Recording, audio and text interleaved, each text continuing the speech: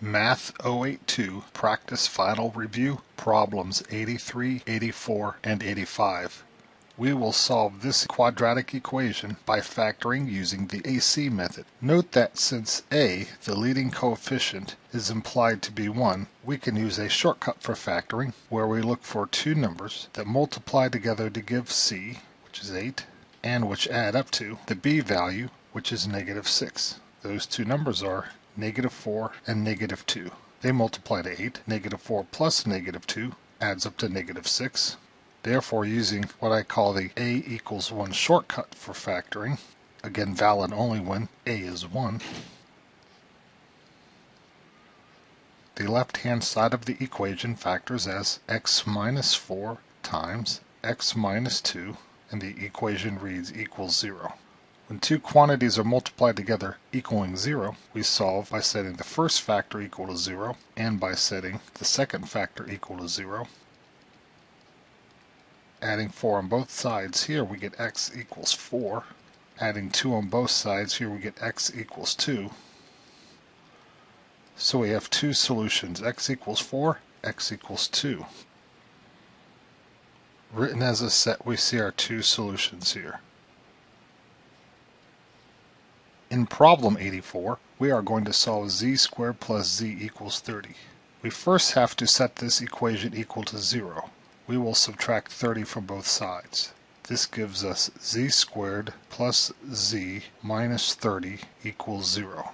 Now we are going to factor using the AC method, again noticing that a, the leading coefficient, is 1.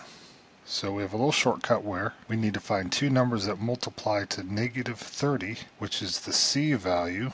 The same pair of integers must add up to +1, which is the implied b value. Those numbers are 6 and -5. 6 times -5 equals -30. 6 plus -5 equals +1. Again, because a equals 1, we have what I call an a equals 1 shortcut for factoring. So we go straight to x plus 6 times x minus 5 equals 0. We set x plus 6 equal to 0, and we set x minus 5 equal to 0.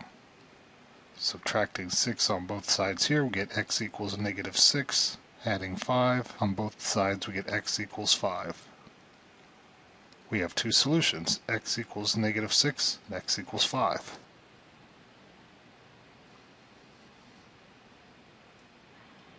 Here on problem 85, we are going to solve this equation. Notice that it is already set equal to 0.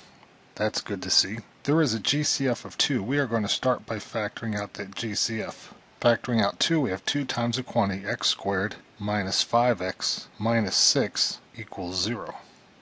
Now inside the parentheses here we have a quadratic, and we expect it to factor as a product of two first-degree polynomials.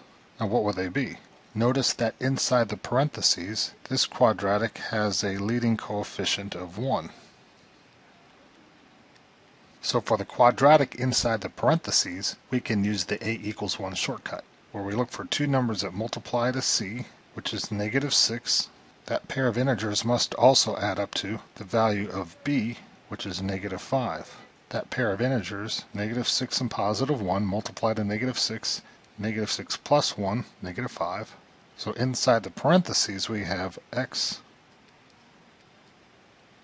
minus 6 times x plus 1. Writing down the rest of the equation, we have 2 times that factoring, and then set equal to 0. Now only the factors that have a variable must we set equal to 0. So x minus 6 we set equal to 0. X plus 1 we set equal to 0. This here has no variable. It does not contribute to a solution. Adding 6, we get x equals 6. Subtracting 1, we get x equals -1. Our two solutions are x equals 6 and x equals -1. Let's check that.